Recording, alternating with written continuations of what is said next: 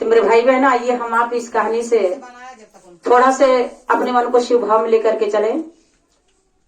तो उस गांव में एक लड़का 3 बहन, ये 4 परिवार रहता था। पिता और माँ खत्म हो गए थे और लड़के की शादी हो गई थी, 2 बहनों की शादी हो गई थी, 1 बहन की शादी नहीं हुई थी। जो छोटी वाली बहन थी अपनी भाभी के साथ इतना काम करती थी, वो काम उसको करा करके इतना परेशान करती थी कि पूछो मत। लेकिन उसने भगवान शिव को अपना गुरु बनाया था और जब वो काम करती भाई को देख करके अपने बहन के ऊपर बहुत त्रास आता। करता तो बेचारा क्या करता, उसकी शादी नहीं हुई थी। एक दिन भाई ने कहा कि बहने देखा, शादी विवाह की बात है और हम ऐसा करते हैं कि कोई गरीब दुखिया देख करके आपकी शादी कर देते हैं। बहन ने कहा कि भैया जैसी आपकी मर्जी। भाई ने अपने बहन के लिए लड़का तलाशा और तलाश करके उसकी शादी कर दी। और शादी करने के बाद कुछ दिन ऐसे ही चलता रहा। एक दिन उसने अपने घर पर उसकी औरत ने शिव का चर्चा रखवाया।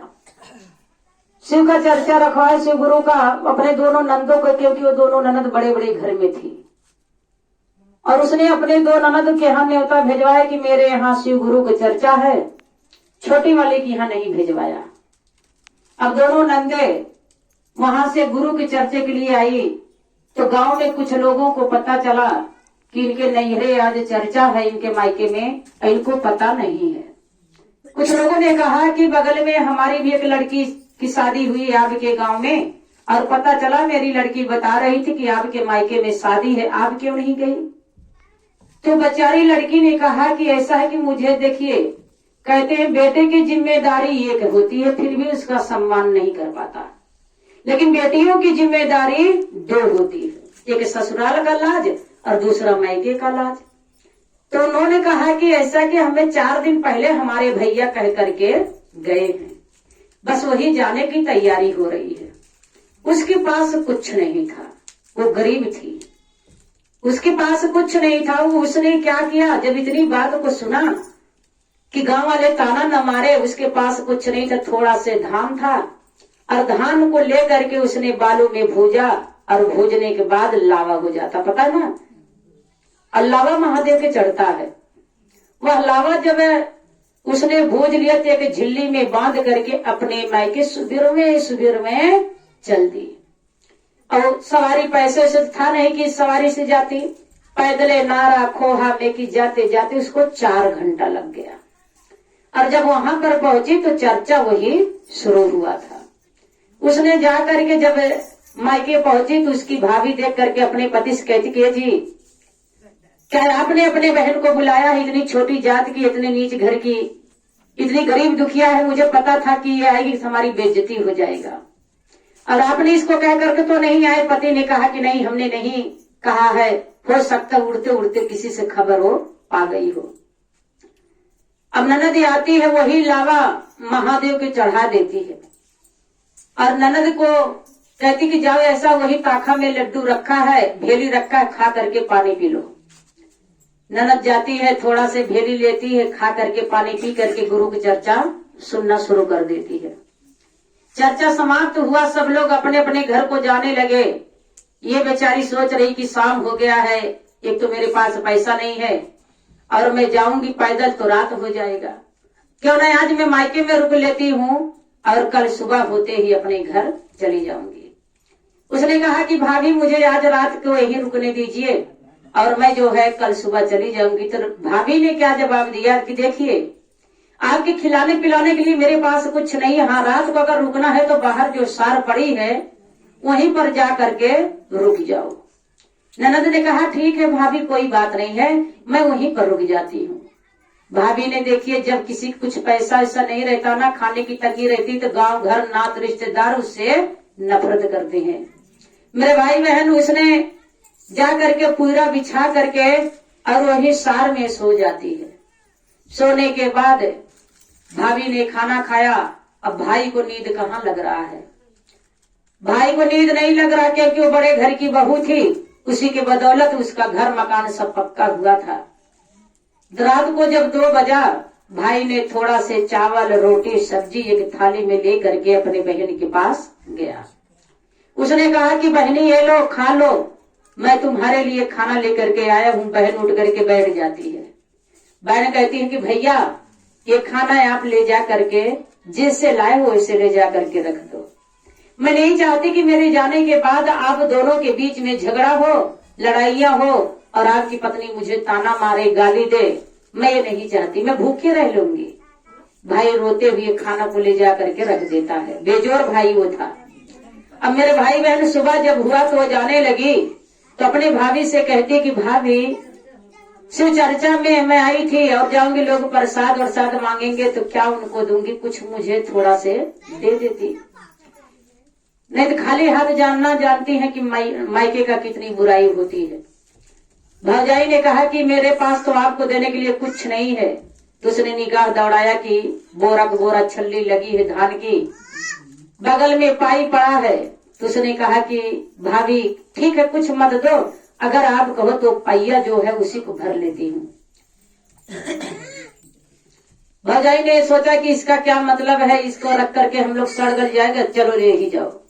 उसने कहा जाओ भर लो, लेकर के जाओ। अब ननद ने एक बोरिया लिया, पाई को ठूस करके भर लिया, क्योंकि मायके का भी शान रखना था ना। और जब वो मोड़ पे रख करके लेकर के जाने लगी तो कुछ लोगों ने गांव के कहा पति से कि जाओ आपकी मलकी ना रही, मायके से बड़ा सामान ली है, गढ़वा रही, थाम के ले आओ। पति ने देखा सर पे बोझा लिए, उसकी बीवी आ रही दौड़ती हुई, पति गया। पति ने सोचा कि चलो आज रात और दिन अच्छे से बीतेगा। जब जा करके उसके सर से बोरी उठा करके अपने सर पे रखता एकदम हल्की। उसने कहा क्या है इसमें? तो पत्नी ने कहा कि बस अब इसके आगे मत कुछ पूछिए, मायके का लाज रखना है। पति भी ले करके गया। दूसरे दिन उसके खाने का कुछ नहीं था। उसने क्या सोचा कि चलो यही पहिए कूट देते हैं, कुछ तो निकलेगा। अब वो कारी में पहिया डाल करके वो खल से कूट रही है। मेरे भाई बहन वो धान कूटती गई, पहिया को कूटती गई, और देवादिदेव महादेव श्री गुरु की ऐसी दया होती गई कि जितना पहिया था वो चावल में बदलता चला गया। कूटती गई, बदलता चला गया, चावल होता चला गया, पहिया कूटती गई। कूटते कूटते मेरे भाई बहन कई महीने लग गया। अब घर में रखने की जगह नहीं थी। अब उसका पहिया वाला जो चावल था वो बाजार में बेचना शुरू हो गया। चावल बेचते गया, चावल बेचता गया। उसके बाद जब पहिया नहीं खत्म हो रही है तो उसने मशीन लगवा दिया उस पहिया को कूटने के लिए। चावल बिकने लगा, बाजार ट्रक ट्रक जाने लगा, बोरी बोरी भर के। एक तल्ला बना, 2 तल्ला मकान बना, 3 तल्ला मकान बना। जब उसकी महादेव ने सारी ख्वाहिश पूरी कर दी तो मेरे भाई बहन उसने अपने घर पे चर्चा रखवाया। सबको बुलाया, गांव समाज नात रिश्तेदार को सबको बुलाया, अपने भाई और भाभी को भी बुलाया। और जो पहली जगह थी वहां से छोड़ करके उसने खेत में अपना मकान बनवाया था। सारे नात रिश्तेदार जब वहां गए तो उसका ठाठ बाट नौकर चाकर देख करके दंग रह गए। भाभी जब आती है कहती कि अरे ये कैसे तुम्हारे पास इतना सारा धन दौलत ठाठ बाट कहाँ से आ गया? तो उसने कहा भाभी पहले आप चर्चा सुन लो, उसके बाद हम आपको बताते हैं। चर्चा हुआ, चर्चा सुना गया। भाभी के कहा जी मान रहा है कि कितने जल्दी मेरी ननद कैसे करोड़पति बन गई। उसने कहा कि भाभी ये सब आपके पहिया का ही कमाल है, जो आपने मुझे कुछ नहीं दिया था और वही पहिया में लेकर के आई। मेरे गुरु की, मेरे महादेव की ऐसी असीम कृपा की वही पहिया चावल में बदलता चला गया। अब भाभी सोच रही कि इनको तो हम थोड़ा से पहिया दिए थे, मेरे तो 20 बोरी की छल्ली लगी है, चलो हम भी उसको कुटवाते हैं। अरे जब वो जा करके अपने घर पर देखती है तो जितना बोरी का धान था सब पहिया में बदल गया। अब वो अपने भाभी के पास फोन करते हैं कि भाभी हमारे पास कुछ नहीं रह गया, खाने पीने कुछ नहीं रह गया, हम आपके घर आ रहे हैं, आप हमको पहिया दे देना। शिव चर्चा रखवा रही हो, हम आपके घर आ रहे हैं, हमको पहिया दे देना। तो भौजाई वह आवाज में सुन नहीं पाई। ननद भौजाई कह रही ठीक है आओ काओ, लेकिन हम आपको पहिया धान के बदले पहिया का आपको हम एक ढेलो नहीं देंगे।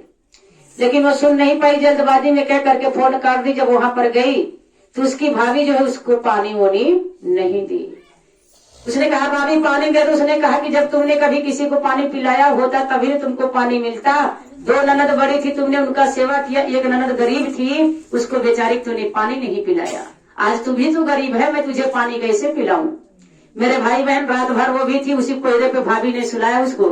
कहीं भाभी जा रहे हैं, कुछ दे दो। कहीं कि तुम पैया के चक्कर में हो, तुम तो पैया भी दे देती, हम तुमको पैया भी नहीं देंगे। वहां से रोते हुए आई ननद से अपने क्षमा मांगी कि हमको माफ कर दो। ननद ने कहा कि हमसे नहीं, मेरे गुरु से क्षमा मांगो। एक बार प्रेम से बोलिए उमापति महादेव की जय।